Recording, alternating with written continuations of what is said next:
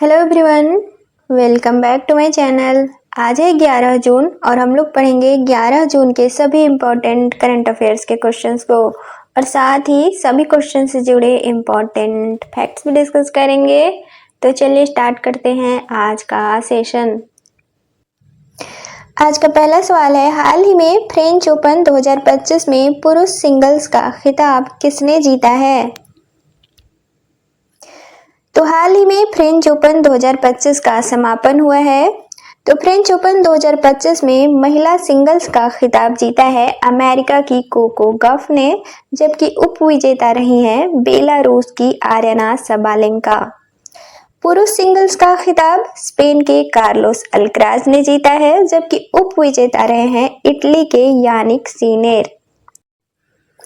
अब साल के पहले ग्रैंड स्लैम यानी कि ऑस्ट्रेलियन ओपन की बात करें तो इसमें महिला सिंगल्स का खिताब जीता था अमेरिका की मेडिसन कीज ने, जबकि उप विजेता रही थी बेलारूस की आर्यना सबालेंका। जबकि पुरुष सिंगल्स का खिताब इटली के यानिक सिनेर ने जीता था और उप विजेता रहे थे अलेक्जेंडर ज्वेरो, जो कि जर्मनी से हैं। तो आंसर हो जाएगा ऑप्शन डी, कार्लोस अल्कराज। अब लॉन टेनिस को थोड़ा और जानेंगे। तो साल में 4 ग्रैंड स्लैम होते हैं। इसका शॉर्ट ट्रिक है अफवाह।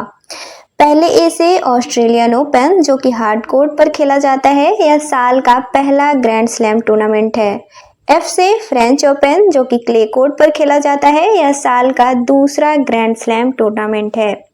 डब्ल्यू से विंबलडन, जो कि ग्रास कोर्ट पर खेला जाता है, यह साल का तीसरा ग्रैंड स्लैम टूर्नामेंट है। अगले ए से अमेरिकन ओपन या फिर इसे यूएस ओपन भी कहा जाता है, यह हार्ड कोर्ट पर खेला जाता है और यह साल का चौथा ग्रैंड स्लैम टूर्नामेंट है। इन चारों में सबसे पुराना है विंबलडन, जो कि साल 1877 से खेला जा रहा है। सबसे ज्यादा ग्रैंड स्लैम खिताब जीतने वाले सर्बिया के नोवाक जोकोविच हैं, जिन्होंने 24 ग्रैंड स्लैम खिताब जीते हैं। दूसरे नंबर पर है स्पेन के राफेल नडाल, जिन्होंने 22 ग्रैंड स्लैम टूर्नामेंट जीते हैं और तीसरे पर है स्विट्जरलैंड के रोजर फेडरर, जिन्होंने 22 ग्रैंड स्लैम खिताब जीते हैं। अगला सवाल है, रोहिणी ग्राम पंचायत किस राज्य में स्थित है जिसने ई गवर्नेंस पुरस्कार 2025 के तहत डिजिटल गवर्नेंस श्रेणी में स्वर्ण पदक जीता है? तो ई गवर्नेंस अवार्ड 2025, इसमें स्वर्ण पदक धुले महाराष्ट्र के रोहिणी ग्राम पंचायत को दिया गया है, जो कि 28वें राष्ट्रीय ई गवर्नेंस सम्मेलन के दौरान यह अवार्ड दिया गया। इसे यह अवार्ड जमीनी स्तर की पहल श्रेणी के तहत दिया गया है। अवार्ड में एक ट्रॉफी, प्रमाण पत्र और 10 लाख नकद शामिल हैं। जबकि रजत पदक त्रिपुरा के पश्चिम मजलिशपुर ग्राम पंचायत को दिया गया, जबकि जूरी अवार्ड गुजरात के पलसाना और सुआकाती उड़ीसा को दिया गया। राष्ट्रीय ई गवर्नेंस अवार्ड देश में ई गवर्नेंस पहलों में सर्वोत्तम प्रथाओं को मान्यता देने के लिए हर साल दिया जाता है। तो आंसर हो जाएगा ऑप्शन ए, महाराष्ट्र। अगला सवाल है, हाल ही में पारंपरिक चिकित्सा क्षेत्र में निवेश बढ़ाने के लिए कौन सा पोर्टल लॉन्च किया गया है? तो हाल ही में आयुष निवेश सारथी पोर्टल आयुष क्षेत्र में निवेश आकर्षित करने के उद्देश्य से लॉन्च किया गया है। इसका मुख्य उद्देश्य है भारत में पारंपरिक चिकित्सा को वैश्विक गंतव्य के रूप में बढ़ावा देना। आयुष का पूरा नाम है आयुर्वेद, योग, प्राकृतिक चिकित्सा, यूनानी, सिद्ध और होम्योपैथी। तो आंसर हो जाएगा ऑप्शन ए, आयुष निवेश सारथी। अगला सवाल है, मोदीज नीति शास्त्र नामक पुस्तक किसके द्वारा लिखी गई है? तो मोदीज नीति शास्त्र द वर्ल्ड्स हिज ऑयस्टर नामक पुस्तक सुप्रीम कोर्ट बार एसोसिएशन के पूर्व अध्यक्ष आदिश सी अग्रवाल द्वारा लिखी गई है। आदिश सी अग्रवाल द्वारा इस पुस्तक में प्रधानमंत्री के कार्यकाल के दौरान देश में हुए कानूनी परिवर्तनों का वर्णन किया गया है। तो आंसर हो जाएगा ऑप्शन सी, आदिश सी अग्रवाल। अब हाल ही में कुछ और बुक लॉन्च हुए हैं, उसे देखते हैं। तो the chief ministers and the spy Amarjit Singh Dulat द्वारा लिखी गई है। जनता की कहानी मेरी आत्मकथा बंडारू दत्तात्रेय द्वारा लिखी गई है। Win the battle of your mind scrollless read more नामक पुस्तक रीता राममूर्ति गुप्ता द्वारा लिखी गई है।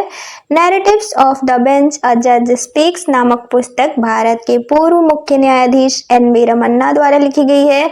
The diary of a cricketer's wife Pooja Pujara द्वारा लिखी गई है। व्हाइट लिलीज विद्या कृष्णन और the women who ran AIIMS नामक पुस्तक डॉक्टर स्नेह भार्गव द्वारा लिखी गई है। अगला सवाल है, हाल ही में किसे मातृभूमि साहित्य पुरस्कार 2024 से सम्मानित किया गया है? तो मातृभूमि साहित्य पुरस्कार 2024 के लिए मलयालम लेखिका, इनके मलयालम साहित्य में योगदान के लिए सारा जोसेफ को दिया गया है। सम्मान के तौर पर 3 लाख रुपए, एक प्रशस्ति पत्र और एक एमवी देवन की मूर्ति दी गई। तो आंसर हो जाएगा ऑप्शन डी, सारा जोसेफ। अगला सवाल है, हाल ही में भारतीय भाषा अनुभाग किसके द्वारा लॉन्च किया गया है? तो भारतीय भाषा अनुभाग हाल ही में केंद्रीय गृह मंत्री और सहकारिता मंत्री अमित शाह द्वारा नई दिल्ली में लॉन्च किया गया है। इसका उद्देश्य है प्रशासनिक कार्यों में विदेशी भाषा के प्रभुत्व को कम करना और भारतीय भाषाओं को बढ़ावा देना। दरअसल भारत के कुछ राज्यों में जैसे तमिलनाडु, केरल, कर्नाटक में अंग्रेजी में बातचीत की जाती है। भारतीय भाषा अनुभाग इस अंतर को पाटने और केंद्र व राज्यों के बीच बातचीत को भारतीय भाषाओं में सुनिश्चित करने के लिए इसे शुरू किया गया है। साल 2024-25 के केंद्रीय बजट में 26 करोड़ रुपए का प्रावधान इस पहल के लिए किया गया था। तो आंसर हो जाएगा ऑप्शन सी, अमित शाह। अगला सवाल है, हाल ही में आईसीसी हॉल ऑफ फेम में शामिल होने वाले 11वें भारतीय क्रिकेटर कौन बने हैं? तो आईसीसी हॉल ऑफ फेम 2025, हाल ही में आईसीसी हॉल ऑफ फेम 2025 में पूर्व भारतीय क्रिकेटर एमएस धोनी समेत 7 क्रिकेटर्स को शामिल किया गया है। ये 7 क्रिकेटर्स कौन से हैं? तो एमएस धोनी भारतीय क्रिकेटर है, सारा टेलर इंग्लैंड की हैं, सना Mir Pakistan, Matthew Hayden Australia, Graham Smith दक्षिण अफ्रीका, हाशिम आमला दक्षिण अफ्रीका और डैनियल विटोरी न्यूजीलैंड के क्रिकेटर हैं। एमएस धोनी 11वें भारतीय क्रिकेटर बने हैं आईसीसी हॉल ऑफ फेम में शामिल होने वाले। अन्य 10 भारतीय क्रिकेटर्स कौन से हैं? तो सुनील गावस्कर, बिशन सिंह बेदी, कपिल देव, अनिल कुंबले, राहुल द्रविड़, सचिन तेंदुलकर, वीनू मांकड़, डायना एडोलजी, वीरेंद्र सहवाग और नीतू डेविड। अब महेंद्र सिंह धोनी, ये पूर्व भारतीय क्रिकेट कप्तान हैं। इन्हें हम माही और कैप्टन कूल के नाम से भी जानते हैं।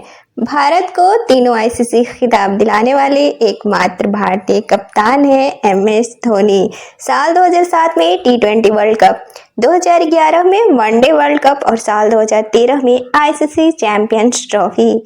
साल 2009 में भारतीय क्रिकेट टीम को पहली बार टेस्ट क्रिकेट में नंबर 1 पर पहुंचाने वाले भी कप्तान हैं महेंद्र सिंह धोनी।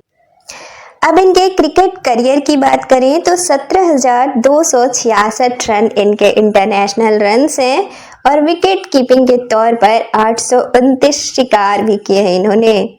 इनके टेस्ट करियर की बात करें तो 90 मैच खेले हैं इन्होंने, जिसमें 4,876 रन, 6 शतक, 33 अर्धशतक और बेस्ट स्कोर है 224 रन। वनडे क्रिकेट की बात करें तो 350 मैच, जिसमें 10,773 रन, 10 शतक और 73 अर्धशतक और बेस्ट स्कोर है 183 रन। और टी20 क्रिकेट की बात करें तो 90 मैच खेले हैं इन्होंने, जिसमें 1617 रन और 2 अर्धशतक शामिल हैं। साल 2020 में इन्होंने इंटरनेशनल क्रिकेट से संन्यास ले लिया था। अब इनके सम्मान की बात करें तो साल 2008 में मेजर ध्यानचंद खेल रत्न अवार्ड से इन्हें सम्मानित किया गया था। साल 2009 में भारत के चौथे सर्वोच्च नागरिक सम्मान पद्मश्री से और साल 2018 में भारत के तीसरे सर्वोच्च नागरिक सम्मान पद्म भूषण से इन्हें सम्मानित किया गया था। तो आंसर हो जाएगा ऑप्शन ए MS धोनी। अगला सवाल है, हाल ही में नॉर्वे शतरंज टूर्नामेंट 2025 का खिताब किसने जीता है? तो नॉर्वे शतरंज 2025, तो इसमें पुरुष वर्ग का खिताब नॉर्वे के मैग्नस कार्लसन ने जीता है, जबकि उप विजेता रहे हैं अमेरिका के हिकारू नाकामुरा। भारत के डी गुकेश इसमें तीसरे नंबर पर रहे हैं। महिला वर्ग की बात करें तो महिला वर्ग में विजेता रही हैं अन्ना मोजीचुक, जो कि यूक्रेन से हैं, जबकि भारत की कोनेरू हम्पी तीसरे स्थान पर रही हैं। तो आंसर हो जाएगा ऑप्शन बी मैग्नस कार्लसन। अगला सवाल है, हाल ही में दुनिया के सबसे ऊंचे रेलवे आर्च ब्रिज का उद्घाटन कहाँ किया गया है? तो रेलवे आर्च ब्रिज, तो जम्मू कश्मीर में चिनाब नदी पर हाल ही में दुनिया का सबसे ऊंचा रेलवे आर्च ब्रिज बनाया गया है। इसका उद्घाटन प्रधानमंत्री द्वारा किया गया है। यह स्टील और कंक्रीट से निर्मित है। इसकी ऊंचाई है 359 मीटर, लंबाई है 1315 मीटर, चौड़ाई है 13 मीटर और इस ब्रिज को बनाने में कुल लागत है, यानी कि यह ब्रिज बनाने में कुल खर्च कितना आया है? तो 1486 करोड़ रुपए। इसके निर्माण में 30,350 मीट्रिक टन स्टील का इस्तेमाल किया गया है। इसे बनाने में उत्तर रेलवे के साथ कोंकण अफगान के RCL और साथ ही DRDO और भारतीय भौगोलिक संरक्षण संस्थाएं IIT रुड़की और IIT दिल्ली का भी सहयोग रहा है। कश्मीर घाटी को देश के बाकी हिस्सों से रेल के माध्यम से जोड़ने का पहला प्रस्ताव साल 1970 में लाया गया था, जबकि साल 1994 में तत्कालीन प्रधानमंत्री PV नरसिम्हा राव द्वारा औपचारिक मंजूरी दी गई थी। साल 2002 में इसका निर्माण कार्य शुरू हुआ था। तो आंसर हो जाएगा ऑप्शन सी जम्मू कश्मीर। अब कल के क्वेश्चंस का रिवीजन करेंगे। तो कल हम लोग नहीं पढ़ पाए थे, तो आज हम लोग 9 जून को पढ़े गए करंट अफेयर्स के सभी इंपॉर्टेंट क्वेश्चंस का रिवीजन करेंगे। तो 9 जून का पहला क्वेश्चन था, विश्व महासागर दिवस कब मनाया जाता है? तो इसका राइट आंसर था ऑप्शन सी 8 जून। अगला सवाल था, 51वें G7 शिखर सम्मेलन का आयोजन कहाँ किया जाएगा? तो इसका राइट आंसर था ऑप्शन बी कनाडा। अगला सवाल था, हाल ही में किस राज्य सरकार द्वारा राजीव गांधी वन संवर्धन योजना की शुरुआत की गई है? तो इसका राइट आंसर था ऑप्शन डी प्रदेश। अगला सवाल था, हाल ही में मत्स्य पालन सब्सिडी समझौते को स्वीकार करने वाला विश्व व्यापार संगठन का 101वां सदस्य कौन सा बना है? तो इसका राइट आंसर था ऑप्शन ए निकारागुआ। अगला सवाल था, हाल ही में प्रधानमंत्री संग्रहालय और पुस्तकालय के निदेशक कौन नियुक्त किए गए हैं? तो इसका राइट आंसर था ऑप्शन बी अश्विनी लोहानी। अगला सवाल था, वंदे गंगा जल संरक्षण जन अभियान कहाँ शुरू किया गया है? तो इसका राइट आंसर था ऑप्शन सी राजस्थान।